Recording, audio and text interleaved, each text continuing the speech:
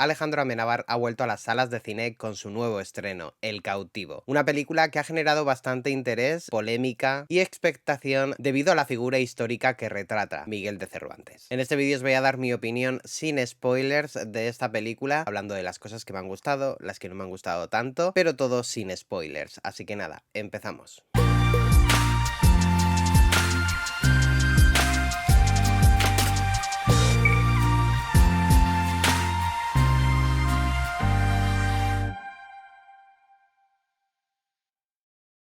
Tengo que decir que yo tenía muchísimas ganas de ver esta película. No vi la película anterior, la de Mientras dure la guerra. Es una de esas películas que tengo pendientes en mi lista. No pude verla en su momento, pero esta, El cautivo, no podía perdérmela. ¿De qué trata esta película? El cautivo explora el periodo en el que Miguel de Cervantes estuvo cautivo en Argel entre 1575 y 1580. Veremos que durante su cautiverio, Cervantes encuentra refugio en contar historias, las cuales no solo le ayudarán a él, sino también al resto de cautivos y a Hassan Baja. La película, como os he dicho, está dirigida y guionizada por Alejandro Amenábar, conocido por títulos como Mar Adentro, Los Otros y Mientras dure la guerra. El reparto está encabezado por Julio Peña, que interpreta a Miguel de Cervantes, Alessandro Borghi, que interpreta a Hassan Baja, y un reparto de secundarios excepcional, con nombres como Miguel Reyán, Fernando Tejero, Luis Callejo, José Manuel Poga, Roberto Álamo y un largo etcétera. Y nada, como os he dicho, mi crítica la voy a dividir en tres partes, la primera hablando de lo que más me ha gustado, la segunda de lo que menos me ha gustado y una tercera hablando, analizando uno de los temas principales de esta película, que es la orientación sexual de Cervantes en la película y cómo la película navega este tema. Así que nada, empiezo por lo mejor y tengo que destacar, por supuesto, el trabajo de Alejandro Amenábar en la dirección. Demuestra un control de la dirección fantástica en esta reconstrucción de esta época tan desconocida de Miguel de Cervantes. Su lección de exprimir a estos personajes y llevarlos al límite, tanto física como emocionalmente, dota a esta película de una profundidad enorme. Es increíble cómo consigue dirigir ciertas escenas y cómo consigue dirigir a esos actores exprimiéndolos en todo momento. Y por supuesto me tengo que centrar en Julio Peña. Su transformación en el personaje es totalmente increíble y potentísima en pantalla. Es bastante complejo llevar sobre tus hombros una película como esta y él lo hace de una manera espectacular. Y ya no solo hablo de ese cambio físico que evidentemente está ahí, sino también cómo vemos a ese personaje pensar, llegar al límite, usar esa imaginación. De verdad que creo que hace un papel impresionante, al igual que también lo hace Alessandro Borghi. Es increíble la química que tienen en pantalla, esas miradas, esos silencios y sobre todo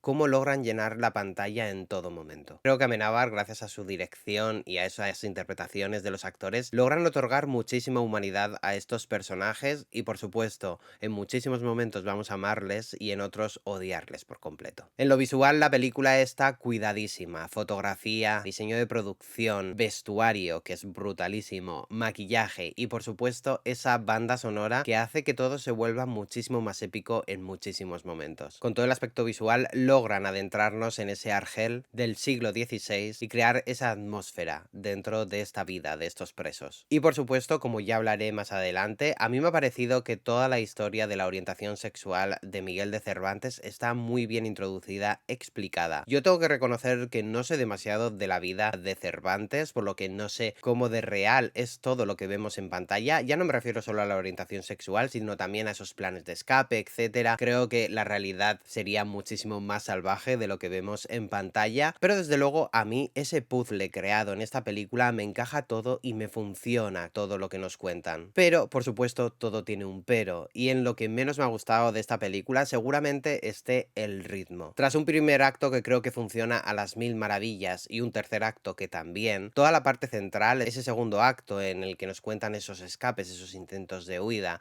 y también nos entremezclan ese mundo de las historias con el real, es verdad que es bastante espeso y que puede hacer que el espectador pierda el hilo y desconecte de la película. El tramo central tiene sus problemas, evidentemente, constantemente, pero en conjunto creo que es una peli muy entretenida y que logran una aventura bastante sólida, pero es inevitable que sí se note cierto estancamiento en esa parte central. Y aquí quizá esto no sea un problema de la película, sino quizá sea un problema mío esperando eso en la película, y es que cuando Miguel de Cervantes se adentra en ese mundo de imaginación en el que empieza a contar sus historias, me hubiese gustado que todo se hubiese entremezclado muchísimo más y que incluso el espectador en muchísimas ocasiones no supiese si lo que estamos viendo es real o ficticio. Creo que eso habría ayudado muchísimo a contar un poco la salud mental de esos personajes, ver esa fragilidad, pero por ahí no tira la película, evidentemente usa esos recursos de fantasía, de cuento, pero no llega a entremezclarse todo como a mí me hubiese gustado, o creo que hubiese hecho que toda esa parte central hubiese funcionado un poco mejor, pero bueno, esa es una elección de Alejandro Amenábar, por supuesto, es su película, simplemente,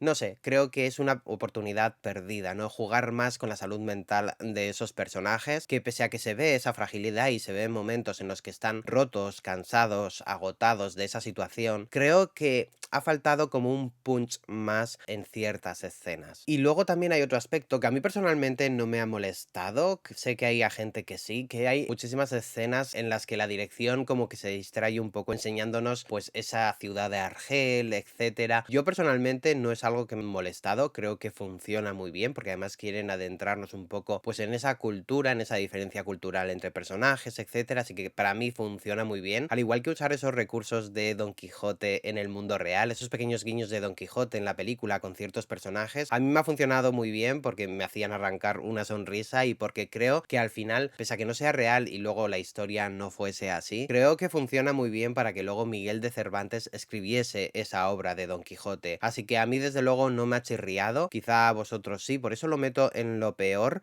porque he escuchado muchos comentarios al respecto de estas dos cosas, pero para mí no es algo negativo, me ha gustado estas cosas en la película. Y bueno, voy a adentrarme en el tema, yo creo que es el que está en boga, en que todo el mundo está comentando, que es ese tema de orientación sexual de Miguel de Cervantes y cómo se trata en la película y cómo nos hace navegar por esta historia. Como os he dicho, desconozco por completo la vida de Miguel de Cervantes, no me interesa su orientación sexual a estas alturas de la vida, pero sí tengo que decir que a mí en la película me funciona muy bien como está contado y creo que esa era la intención de Alejandro Amenábar. No era reescribir la historia de Miguel de Cervantes, sino era intentar convencer a la gente de que era gay, simplemente quería exponerlo porque encaja en la historia. Y creo que eso es algo muy interesante y ver cómo se explora esa orientación sexual de Miguel de Cervantes y cómo se desarrolla con los personajes secundarios que hay en su entorno. Al final nos encontramos en una ciudad de Argel que tiene una cultura diferente, que todo se organiza de una manera diferente, que al final las personas son muy diferentes culturalmente, una cultura diferente, así que ese choque cultural y esa apertura a ver cómo viven otras personas en otra cultura, creo que es algo que se explora en la película, así que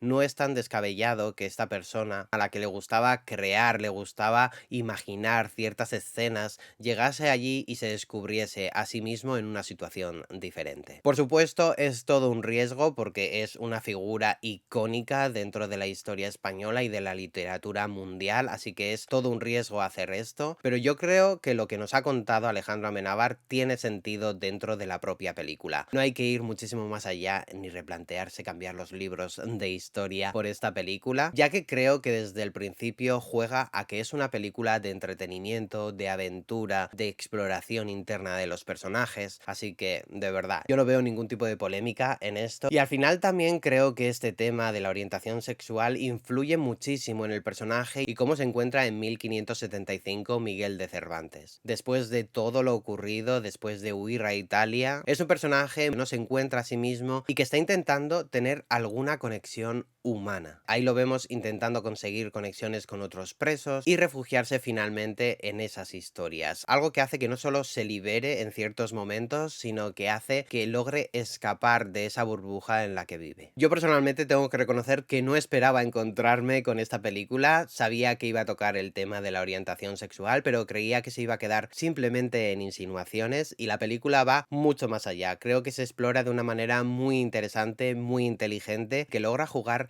muy bien con esos diálogos, silencios, miradas y sobre todo conversaciones. Aquí ya entra en cómo se va a sentir el público al verla. En la sala sí había gente que en algunos momentos estaba incómoda, no sé si porque no les gustaba lo que estaban viendo o simplemente porque no se lo esperaban, esperaban, pero de verdad que es que creo que la interpretación que hacen Julio y Alessandro es absolutamente maravillosa y no logras quitar la mirada de la pantalla en ningún momento. Y mucha gente se preguntará si esto aporta algo a la historia de Miguel de Cervantes. Y como os estoy diciendo, para mí sí, creo que logra aportarle muchísimas capas y hacer un personaje muchísimo más completo y coherente dentro de la historia que nos están contando. Personalmente creo que añadir un trasfondo emocional y de afecto y de intentar conectar con alguien hacen que lo humanicemos muchísimo más y lo sintamos muchísimo más real. Y bueno, en definitiva, creo que es una película muy interesante, entretenida, con algunos pequeños baches en su ritmo y algunas cosas del guión que a mí personalmente me hubiese gustado